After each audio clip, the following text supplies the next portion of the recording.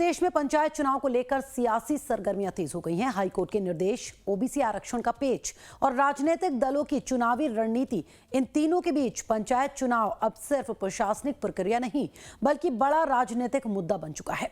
सवाल है कि क्या पंचायत चुनाव वक्त पर होंगे या फिर सरकार प्रशासन बैठकर बड़ा सियासी दांव खेलेगा।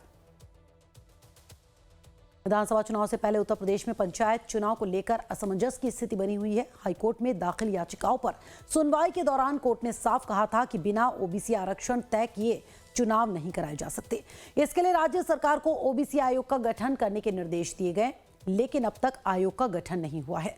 इस पर कोर्ट ने सख्ती दिखाते हुए प्रमुख सचिव पंचायती राज को अगली सुनवाई में पेश होने और शपथ पत्र दाखिल करने के निर्देश दिए हैं। इधर पंचायतों का कार्यकाल 26 मई को समाप्त हो रहा है। ऐसे में अगर चुनाव वक्त पर नहीं होते हैं तो सरकार के सामने प्रशासनिक संकट खड़ा हो सकता है। सूत्रों की माने तो सरकार इस स्थिति से निपटने के लिए पंचायतों में प्रशासक नियुक्त करने की तैयारी में है और खास बात यह है कि ग्राम प्रधानों को ही प्रशासक बनाकर विकास कार्य जारी रखने का प्लान तैयार किया जा रहा है।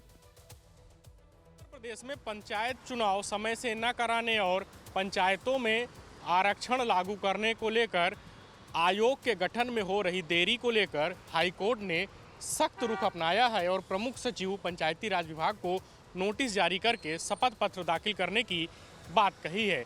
उत्तर प्रदेश में पंचायत चुनाव समय से नहीं हो पा रहे हैं। राजनीतिक दलों की कोशिश है कि विधानसभा चुनाव के बाद उत्तर प्रदेश में पंचायत चुनाव हों और अगर पंचायत चुनाव पहले होते हैं तो राजनीतिक दलों की स्थिति को लेकर काफ़ी ज़्यादा उन्हें सियासी नुकसान उठाना पड़ सकता है। भारतीय जनता पार्टी समाजवादी पार्टी पर आरोप लगा रही है कि जो याचिकाएं दाखिल की गई हैं उसमें समाजवादी पार्टी पंचायत चुनाव में अड़ंगेबाजी कर रही है। वहीं समाजवादी पार्टी का सत्तारूढ़ भारतीय जनता पार्टी पर आरोप है कि पंचायतों में विकास के कार्य नहीं कराए गए हैं और ऐसी स्थिति में बीजेपी को डर है कि पंचायत चुनाव में उसकी हार होगी। तो राज्य सरकार की तरफ से भी साफ संकेत है कि फिलहाल अदालत के फैसले का इंतजार किया जा रहा है। सूत्रों का कहना है कि फिलहाल पंचायत चुनाव कराने के पक्ष में सरकार नहीं है। अब चुनाव करना संभव ही नहीं है। ऐसी स्थिति में राज्य सरकार हाईकोर्ट के फैसले को ध्यान में रखते हुए प्रशंसक की तैनाती को लेकर कैबिनेट अप्रूवल जल्द ही दे सकती है, क्योंकि ओबीसी आयोग का गठन और पंचायत में आरक्षण तय करने समेत कई औपचारिकताएं पूरी करने में 2 से 3 महीने का वक्त लगेगा और इसी महीने 26 मई को जब कार्यकाल समाप्त हो रहा है तो ऐसी स्थिति में पंचायत चुनाव कर पाना किसी भी स्थिति में राज्य सरकार के लिए संभव नहीं है। लिहाजा सरकार की तरफ से ग्राम पंचायत में प्रशंसक ही नियुक्त किए जाएंगे। उत्तर प्रदेश के पंचायती राज मंत्री ओम प्रकाश राजभर ने भी लाइव टाइम संवाददाता धीरज त्रिपाठी से बातचीत में हाईकोर्ट के फैसले को ही बड़ा आधार बताया। उन्होंने कहा कि हम अदालत के फैसले का इंतजार कर रहे हैं। हाईकोर्ट जो निर्देश देगी उसी के अनुसार निर्णय लिया जाएगा। अभी अदालत के फैसले का इंतजार कर रहे हैं। जो अदालत का फैसला होगा हाईकोर्ट का, उस फैसले पर काम किया जाएगा। अब अगर हाईकोर्ट कहता है प्रशासक भी नियुक्त करिए या इनको चार्ज दीजिए, तो हाईकोर्ट के आदेश के बाद ही हम लोग कोई निर्णय ले सकते हैं। हाईकोर्ट का जो आदेश आ जाए उस पर फिर किया जा सकता है। उससे बड़े हम लोग नहीं हैं। वहीं विपक्ष इस मुद्दे को लेकर सरकार पर हमलावर है। समाजवादी पार्टी के प्रवक्ता मनीष सिंह ने लाइव टाइम से बातचीत में आरोप लगाया कि बीजेपी पंचायत चुनाव से बच रही है। विपक्ष का कहना है कि गांवों में विकास कार्य ठप पड़े हैं, मनरेगा मजदूरों को भुगतान नहीं मिल रहा और पंचायतों में फंड की कमी है।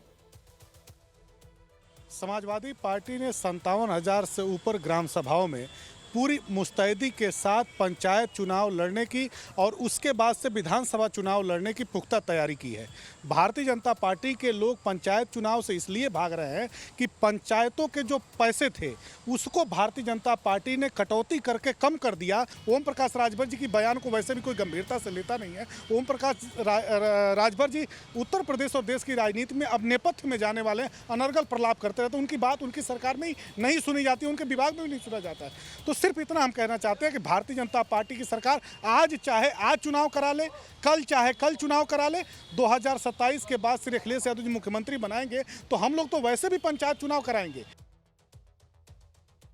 वहीं बीजेपी ने विपक्ष के आरोपों को पूरी तरह से खारिज कर दिया है। बीजेपी प्रवक्ता हीरो वाजपेयी कहते हैं कि चुनाव पूरी तरह संविधान के मुताबिक होंगे। विपक्ष बेवजह भ्रम फैला रहा है।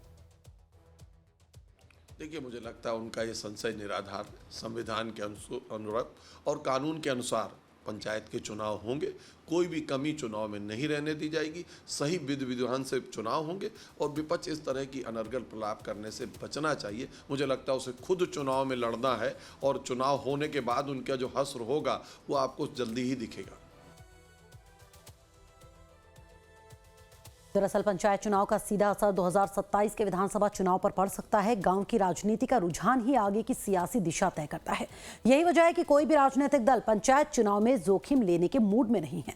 अगर नतीजे खिलाफ गए तो विधानसभा चुनाव से पहले गलत संदेश जा सकता है और इसी वजह से सभी दल सतर्क हैं। इसी बीच सरकार विकास कार्यों को जारी रखने के लिए प्रशासनिक विकल्प तैयार कर रही है। कैबिनेट के जरिए प्रस्ताव पास कर पंचायतों में प्रशासक नियुक्त करने की संवैधानिक मजबूरी भी है, क्योंकि विकास को आगे बढ़ाने की भी जिम्मेदारी सरकार की है। यानी गांव की सरकार फिलहाल चुनाव से नहीं बल्कि प्रशासनिक व्यवस्था से चलती नजर आ सकती है। ऐसे में साफ है कि पंचायत चुनाव अब सिर्फ एक चुनाव नहीं बल्कि बड़ा सियासी समीकरण बन चुका है। अब सबकी नजर हाईकोर्ट के फैसले पर टिकी है, जो तय करेगा कि गांव की सरकार जल्द ही चुनाव से बनेगी या फिर प्रशासकों के सहारे चलेगी।